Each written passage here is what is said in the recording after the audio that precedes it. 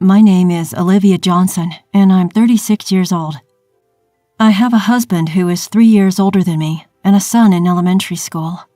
5 years ago, my husband had an accident that left him paralyzed from the waist down. My husband, who was once the best salesman in his department, had no choice but to quit his job.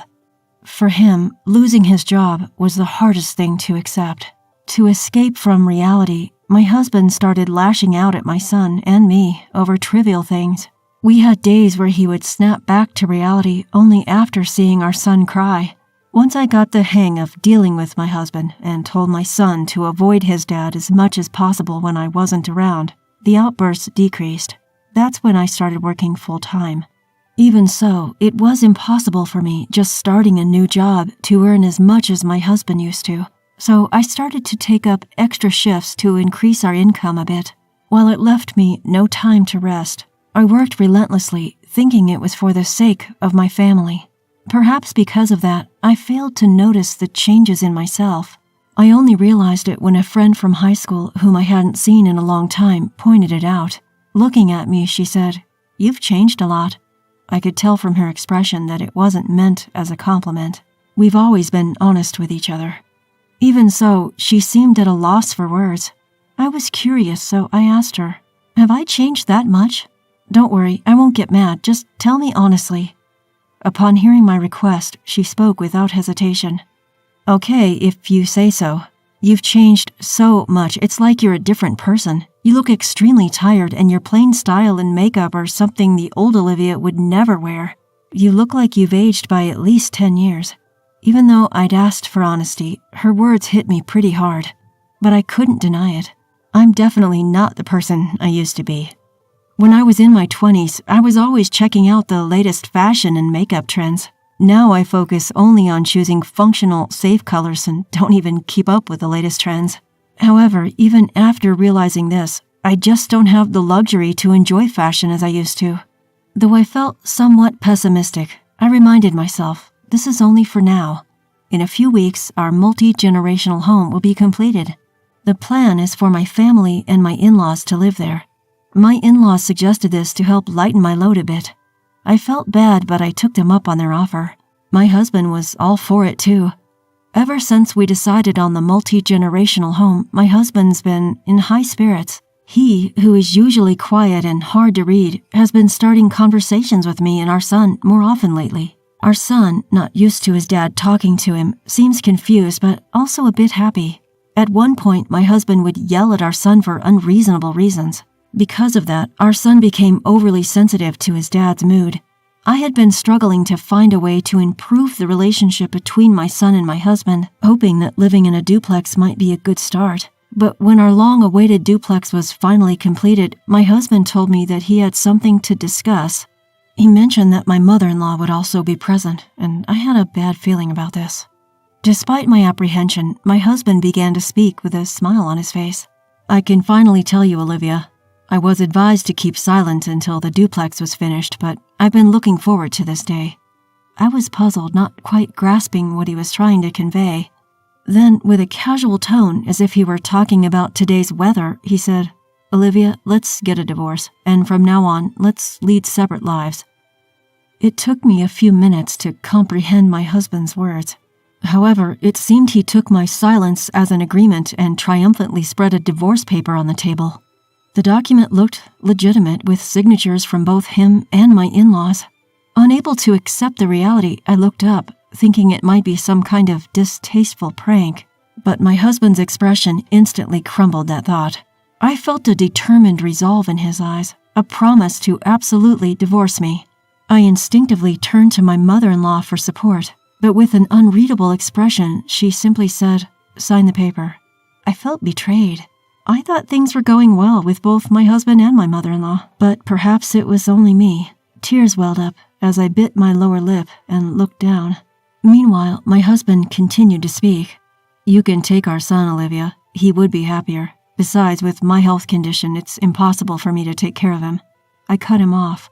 "Hold on. I never agreed on getting a divorce. You never said anything about this. You can't just decide all this on your own." I voiced my displeasure during the brief silence. First off, what do you plan to do without me? Do you realize how much I've supported you?" As soon as my husband heard these words, his expression changed. His face turned red and he glared at me, yelling, "That's what I can't stand about you. Your self-righteous way of talking. I didn't choose to be like this, yet you always look worn out, acting as if you're the only one suffering.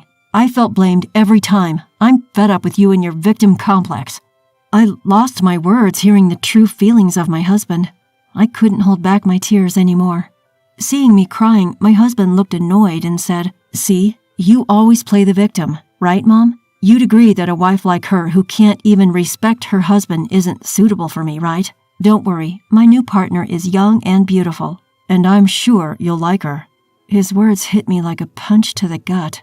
I finally understood the real reason why my husband wanted a divorce. He was having an affair, and he was trying to get rid of me, the obstacle to be with his mistress. I never thought my husband would cheat on me. Not because of his personality, but because I thought there was no chance for him to meet someone else. But I was wrong. He told me how he met his mistress. He met his lover online, and through texting each other every day, they developed feelings and fell in love. Because I only use my phone for minimal communication, learning about this whole online dating thing was bewildering. Looking back, my husband had been glued to his phone recently. Moreover, my husband, engrossed in his phone, seemed to be in an exceptionally good mood. Oblivious to my husband's affair, I would think to myself, "It's nice to see him in a good mood today."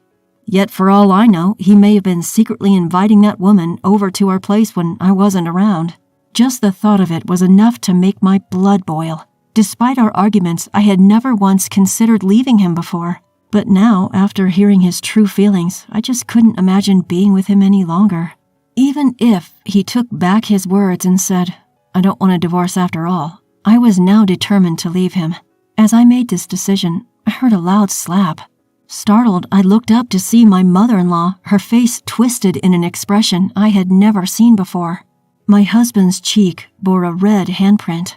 Realizing she had slapped him, I was taken aback. I would never have expected my mother-in-law to lay a hand on her son. She turned to me, deeply bowing her head in apology. "I'm really sorry. I apologize for letting you take care of such a despicable son." She uttered these words, her face a mask of profound regret. "Olivia, you're too good for my son. You've done so much for him, more than we could ever thank you for. My husband and I were looking forward to living with you two, but it seems you'll be better off without our son. We will make sure you receive proper alimony and child support, so please, go ahead and divorce him." My husband, his face beet red, tried to retort, but a glare from his mother shut him up. A different kind of tears welled up at my mother-in-law's words. They brought both relief and sadness. Regardless of my husband, I was saddened at the prospect of ending my relationship with my in-laws. Encouraged by my mother-in-law, I filled out the divorce papers. And just like that, my husband and I became strangers. After parting with my husband, I returned to my parents' house with my son. My parents said it was fine to stay with them until things settled down, so I decided to take them up on their offer. I planned to continue working as before, but discussed reducing my workload with my boss. I was considering changing jobs if needed, but my boss agreed to accommodate me without hesitation. To be honest, it took me by surprise. Apparently, my boss had been worried about my excessive workload for a while now.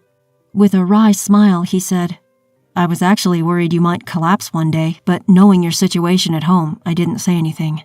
Feeling guilty, I bowed my head and apologized to my boss for causing him concern. He quickly shook his head, saying, No, it's just me worrying too much.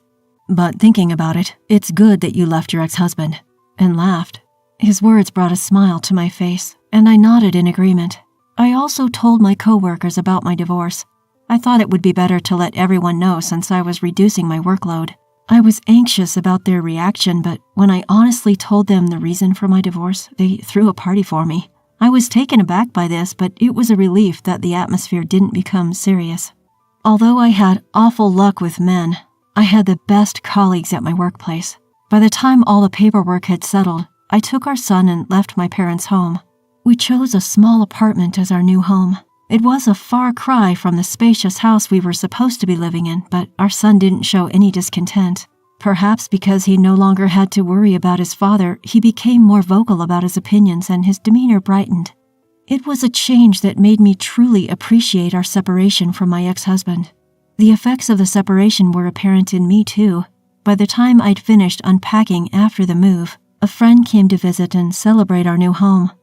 The last time we met, she was concerned of my well-being, but when she saw me today, she laughed and said that I looked younger than ever.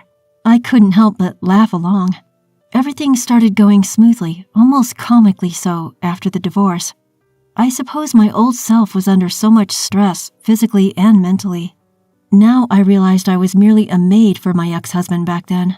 I still can't forgive my ex-husband, and I don't want to see him, but I do meet my in-laws once a month now.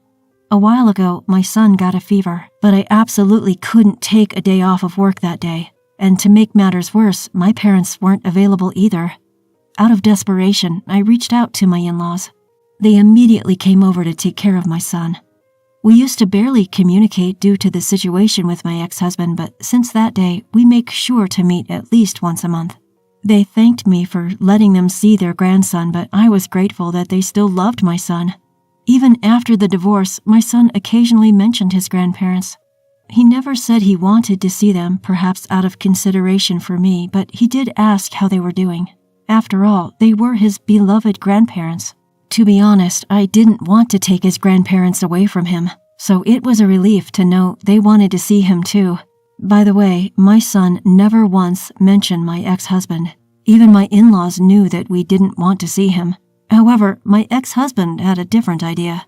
I was utterly surprised when I heard from my mother-in-law that my ex-husband was considering getting back with us. I thought that things were going well with his mistress. According to my mother-in-law, the mistress moved in shortly after we left. It seemed like they had it all planned out. The mistress was delighted to see the new house and moved in without even getting permission from my in-laws. They were taken aback, but decided to act as if my ex-husband and his new partner didn't exist. At first, the mistress seemed pleased with the minimal interaction with my in-laws, but soon she started showing signs of discontent. Apparently, she thought that my in-laws would be helping with the household chores. She complained about it to my ex-husband. He then said to his parents, "What's this all about? Didn't you promise to help with the housework?" To this, my mother-in-law replied, "We did promise, but that was with Olivia, not with you two," and she ignored anything he said after that. Left with no choice, my ex-husband tried to get the mistress to do everything that I used to do. At first, she reluctantly did as told, but every complaint from my ex-husband caused more strain between them, and then his mistress finally went off on him. She slammed the divorce papers at my ex-husband, saying, "I'm not a maid or a nurse. This is not fun at all, and I can't stand being with you anymore." She left the house. I thought to myself, my ex is pretty bad, but that mistress is quite something too. My mother-in-law, with a bitter smile, commented that my ex-husband's behavior afterwards was the real problem. He refused to admit that he was at fault and blamed his mistress for getting dumped by saying that he got tricked by her. Furthermore, there was no one left to take care of my ex now that his mistress was gone. He couldn't rely on my in-laws either. As a result, for some reason, he thought that if we reconciled, everything would return to how it was. He probably has forgotten the things he did. He told my in-laws that he wanted to get back together with me and asked for their help. When I heard about this, I couldn't help but shudder at the thought of living with my ex again. My mother-in-law quickly reassured me, saying, "Don't worry, we firmly refused." My ex, scolded by my in-laws, gave up on seeing me but now wanted to see our son. My in-laws also refused this. Finally, my in-laws told my ex that if he caused any more trouble to me or our son, they would sever family ties and kick him out. This finally made him give up. It would be difficult for my ex, who was well received by his neighbors and friends, to live relying on others besides his family. I'm glad that my in-laws are not on my ex's side. From now on, I plan to make good use of my past experiences and do my best without pushing myself too hard. I also want to cherish the time with my son, make lots of memories that we couldn't before.